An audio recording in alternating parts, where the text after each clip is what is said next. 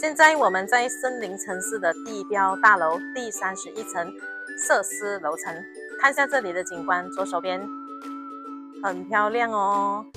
这边可以看到我们的销售中心海之杯，然后还有拍一下这个景，销售中心海之杯，还有交通中心跟我们的 Star View Bay， 整个的公寓还有我们的海景全部都是看得很清楚。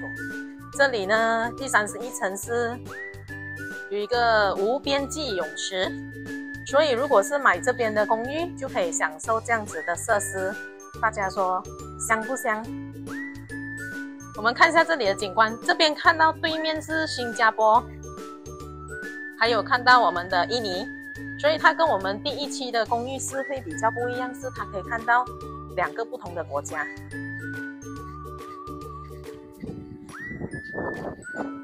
所以现在大概这里的话是我们的外面的景观，我们看一下里面的。里面的话它也有健身房，还有其他的设施。这边有一个counter，我们可以在这里喝喝小酒，喝喝咖啡。这里是如果买这边的话，用这里它是可以自由用，但是你用了过后要自己收。我们看一下它的健身房。健身房是比较一般啊，就是简单的跑步机啊、哑铃啊这些都有。还有一个是我们可以坐我们的 stress 的这个一个位置。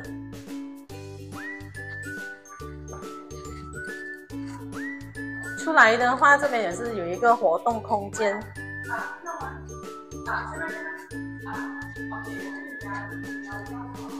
还有一个超赞的喝茶的地方，在这里可以看到美丽的海景，还有森林城市美丽的绿植规划。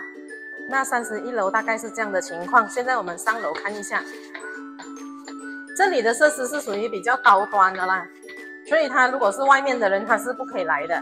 如果是办公室那些的话，他们也是在另外一个地方啦。如果是这个是买公寓的话，就可以用这里的设施。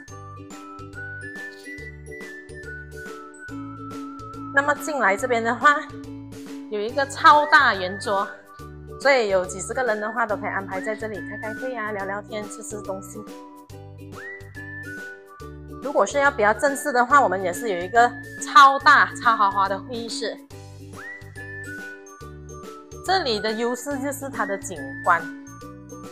然后进来的话，有一个私人厨房，你可以安排上你的 omakase， 带上你的好朋友，一起在这里享受美丽的海景，还有这个高贵的招待方式。